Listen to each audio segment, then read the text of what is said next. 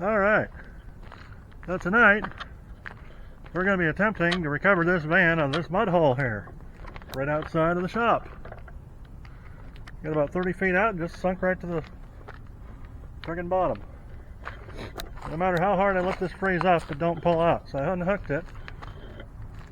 What's his name says never to unhook, but I'm an off-road recovery guy, I guess now, so I supposedly know what I'm doing.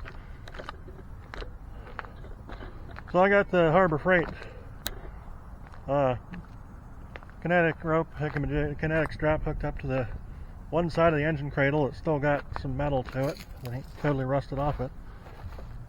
And that wheel's up. This one's going to be our major issue. She's just kind of digging and staying that way. The generator, I should, once I get her turned that way, 90 degrees front away from the camera, we should be able to pull her out in that direction, preferably. Until that point, let's get the van out first, because the van's the only thing I got that runs with a trailer hitch on it right now.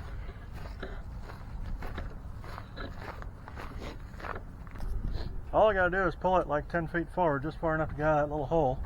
Actually, maybe even 5 feet.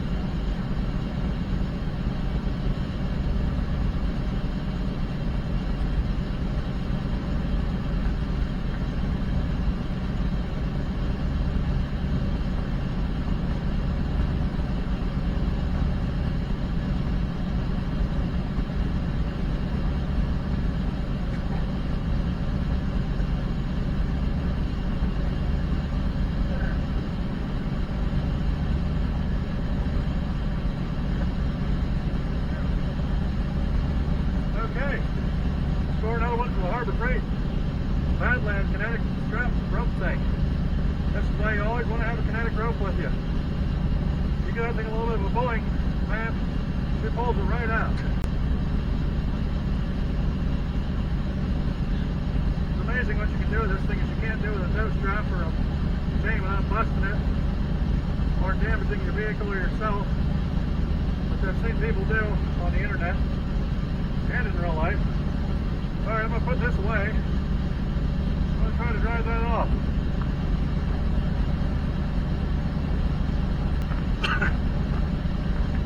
Alright, we're still filming. That's this goes.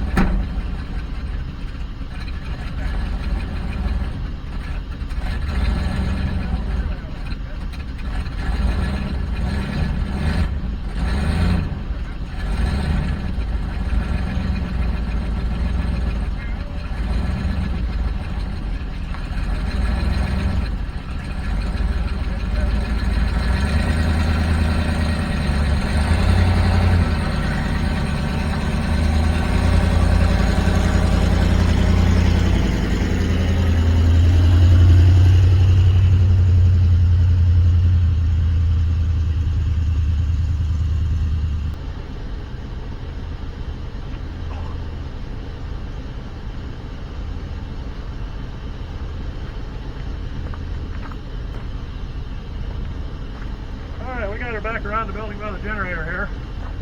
I'm going to shut down the Daytona. Hopefully we won't need that for a little bit.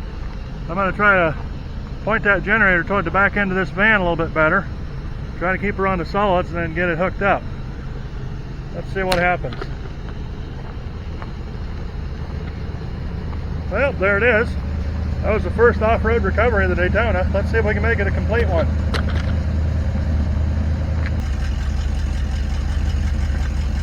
I guess we can shut the van off. You might be able to hear me better that way. There's some light on the subject. Oh, I could shove this right in here, couldn't I? Few obnoxious noises.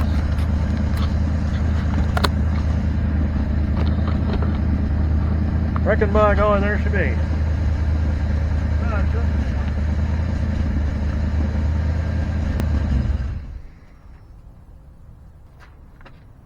I'll tell you what, this 1980s tech is the best thing ever.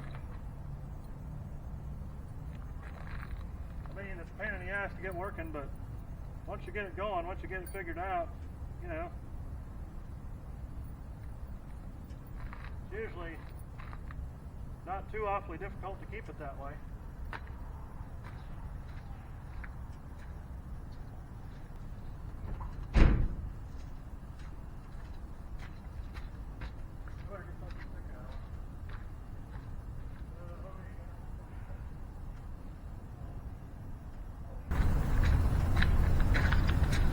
Well, that's a pain in the butt, isn't it? Because I can't get the thing to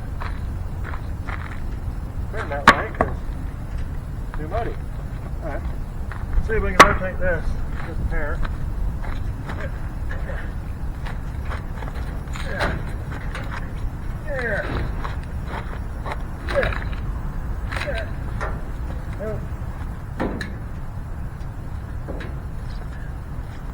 I think that doesn't want to rotate because it's stuck in a hole. Well, that's interesting, ain't it? Well, I guess you're just going to have to wait a little bit. Shoot. I was kind of hoping to get this out of here, but it is supposed to be nice and warm tomorrow and I can take it down to the barn where it belongs, where it's going to live. Shoot. Well. Unless, of course, yeah, I got no way to hook. And the truck is over there with the engine blown up, so that ain't going to work. And Dakota is out of town with no brakes, so that ain't going to work. Unless I can just drag it sideways. I could try it. I've done worse.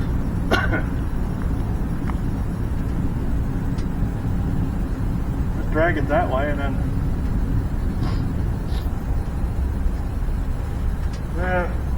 Looks like U-bolt might not like that very much.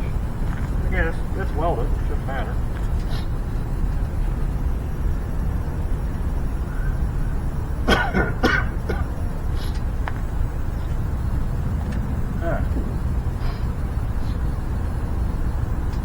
I can stand here and look at it all night. That sounds pretty good. I'm going to need to move this van out of the way because I got to get through here. I guess I'll have to. It's convenient.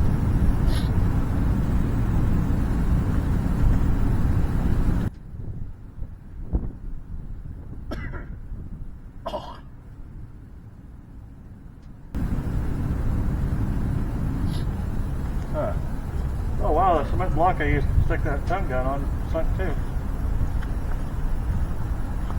I don't want to take it back up. Well, this is froze now. If I could get it in at an angle, I might be able to do it. Because it'll run on this. It just won't run when it's... You know what I'm going to do? I'm going to wait till tomorrow morning when it freezes solid. I'm going to come in here on an angle and see if I can get it stuck again. Or, preferably, just hook up to it. If I can come at it like this way, without hitting it, back up to the thing, drop her on there and be gone. Yeah, I think we'll do that. Alright, I'll see you in the morning.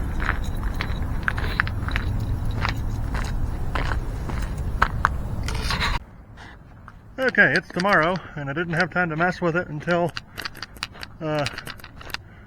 everything defrosted, so I didn't get to go on frozen ground, but I did manage to get the trailer and the generator out.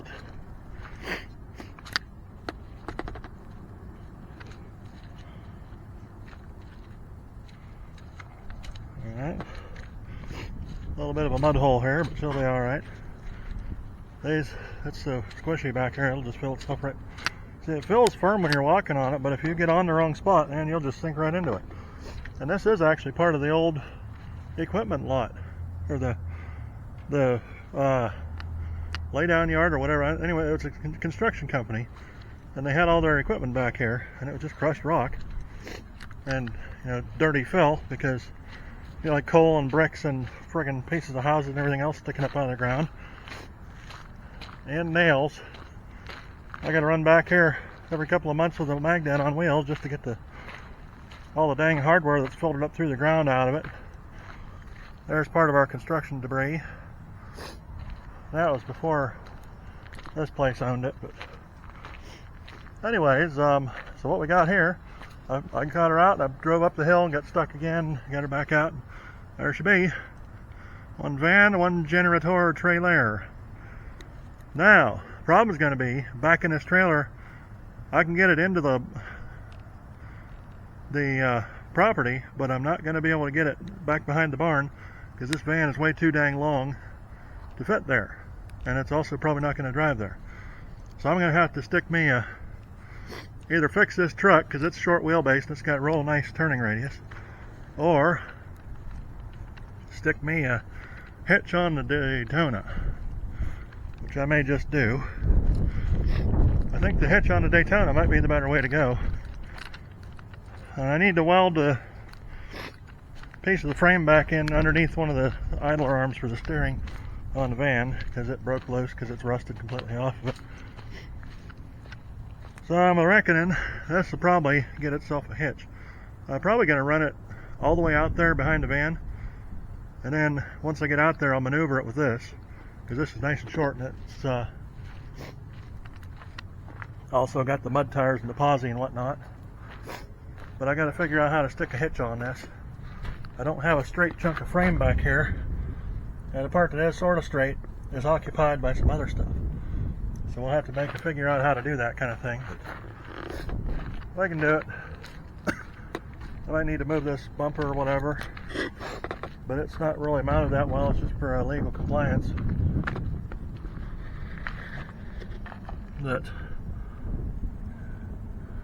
Oh yeah, got these cross supports here, the angular supports that are in the way. Oh look, that's my YouTube channel. Oh. But the good news is, we got the van and the trailer loose with the generator on it. Oh shoot, you know what? Before I drive that around very much, I probably should stick a couple of ratchet straps over it like we did before. Those are like, what, 10,000 pound or 12,000 pound or something? 3,300 pound, well, whatever. So 6,600 pounds worth of tie downs. Oh, look at that water running off the hill down here. Yeah, it just all collects in this spot. And since they ain't been putting any gravel down here, well, you can see the old crushed rock and gravel and stuff down there, but she just gets, yeah, there's a part that's kind of sort of intact, but it's still muddy. It just gets kind of soft back here, and you know, anything that ain't at a Daytona on great big wheels is gonna sink. Oh, I gotta clamp my pile of blockage and stuff. Yeah, pretty neat. Kind of cool that car was able to pull this van up this hump. That was kind of what I was concerned about, but it pulled both wheels up out, so yeah, that's good. So, next thing we got to do with the van, I got to finish hooking up the 4L boomer, video game stick shift transmission controller. I got to get me some kind of cool looking logo for the front of there. I'm not sure what I'm going to put on there yet, but the Ohio doesn't require front plates anymore. Anyways, what was I talking about? Oh, yeah. So, I need to get see if you can suggest a good logo for that. I need to figure out how to get this wrap off of here, because eventually this paint and this duct tape's going to come off, and whoever sold me the van's going to get mad for their old beater van's going to be riding around town making them look terrible. Although it is a picture of Youngstown on the side. It really makes me want to get rid of that. It's a pretty cool wrap. I mean, you know, maybe it wasn't Youngstown, that'd be good. I actually bought this expecting to just use it for a shed or something and take the drivetrain out of it, but it's in way too good a shape to junk. So underneath here, let's see how soaking wet I can get. Now this looks like a slightly less moist spot. What we got to do before I drive this too far is I got to take care of that. The hickamajig, the frame rail that the idler arm is hitched up to, isn't connected to anything anymore. It's not connected to the bumper.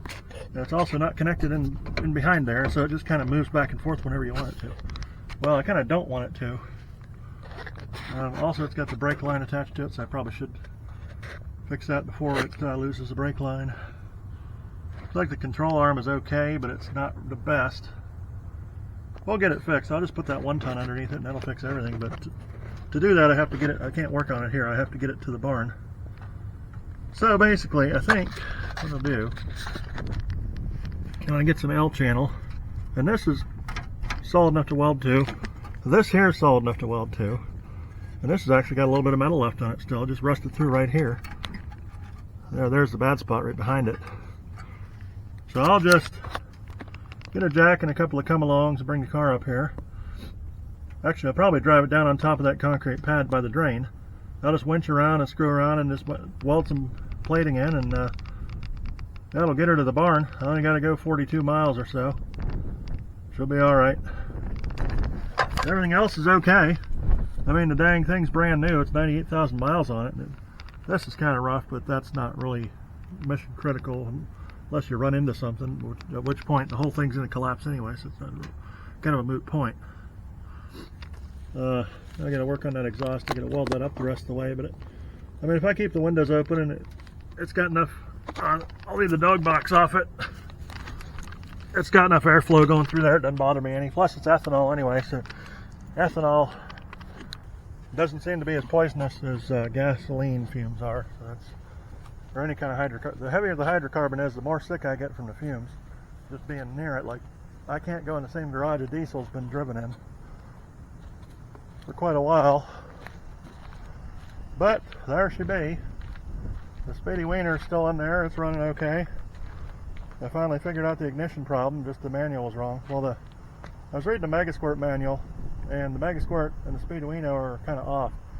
They said you should set the trigger angle to 0 degrees, but then I looked into the Daytona and it was 60. I'm not sure why it works at 60 and not 0 or 45, but whatever. There's 8 notches in the crank flex plate, so I don't know how that's I haven't done the math yet, and I'm really not feeling like doing that math right now. But there she be. It's even got nice looking wheels on it. These tires were almost brand new when we stopped using it. when we abandoned it. I gotta get a new, oh, there's one of the things I gotta do. I need to get two, well, at least one taillight assembly and the other one peel this wrap off of it, because that's, I don't like that. That's not particularly a safe thing to have. I don't like things that could potentially obscure the brake lights. So my big old generator's gonna go to barn. I might, well, I've got one spare tire that'll fit this. I'm gonna definitely carry that with me. I might see if I can get a pair that fit this, but maybe not. Once I get the generator off of here, this is like about 10 foot long, I think. Let's see. It's got nice heavy steel, like 1/2 inch steel. 1, 2, 3, 4, 5, 6, 7, 8, 9, 10 plus 1, so plus 10 inches. That's got to be like 11 foot almost. So we can haul some stuff on that too. I could turn it into a regular trailer after this. That'd be kind of cool. These two big pieces of L channel, 1/2 inch thick, used to be part of an old MMDS antenna. It was a wireless cable TV antenna that was up at the top of a tower at like the, I don't know, 500 or 600 foot mark. And they used to give cable TV through wireless to all the Mennonite territories before they had the cable TV run. And that was here, at this here tower.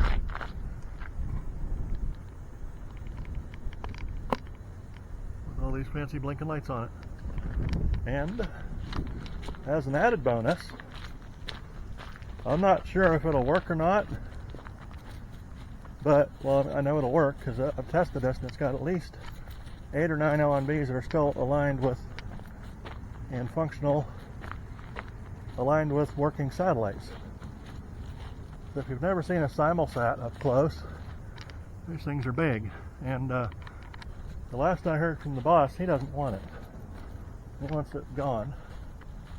It's been here since like 1993, I think, when the MMDS wireless cable TV folks were here, and they abandoned it when they left, and nobody's used it since. But that's supposed to be able to hold, like, I forget, like 20 some or 30 some LNBs in that thing, both C and KU band. I mean, it's huge. And it still works, and it's still lined up with the set. The hardest part's going to be, besides pouring all that concrete, which is expensive, is lining the dumb thing up with the satellites. But we can do that. We're crazy broadcast engineers. We've done worse. Anyways, that's about it. This dish breaks up into 3 little pieces, like Willie the janitor says to do, so he doesn't have to get a DOA test on the log. And then the metal frame just breaks up good on bolts. I think those are either stainless or galvanized. I'm not going to say the bad E word, but you know. Oh, I can just go right in here, duh. The weeds and the ticks and the fleas and the hex and the whatever else you got. Yeah, there's a Simulsat. It rotates on the mount, and the mount goes sort of back and forth some way or other. I think you have to do, oh, this end of it does. You have to do that when you first put it in. You have to like calculate what the angle's supposed to be and then just hope you're right. But that's it. I'm hoping to end up with this thing. It's going to be a while, and I'll just stick her behind the barn, and all the neighbors will really be afraid of me. I'm beaming brainwaves into them, or stealing theirs. Haha, that's even better. And those pieces will fit on top of the van fairly simply. Is it fiberglass or is that metal? I might lose it because my battery's going dead. I think that's fiberglass. There's probably a raccoon living in here too. It was. Oh, that's fiberglass. Heck yeah, dude. She's light. Yeah, I'm 6'5", and just this piece here is as tall as I am. Alright, well, there's the dish. There's the van. Successfully yanked out of the hole. Whose glove is this? It must have been one of the tower climbers. Whoops. Or else it's Steve's. The raccoons took it or something. Ooh, food. Nope, just a glove. Yeah. We only have to lock this one because nobody wants a 30-foot Simulsat dish.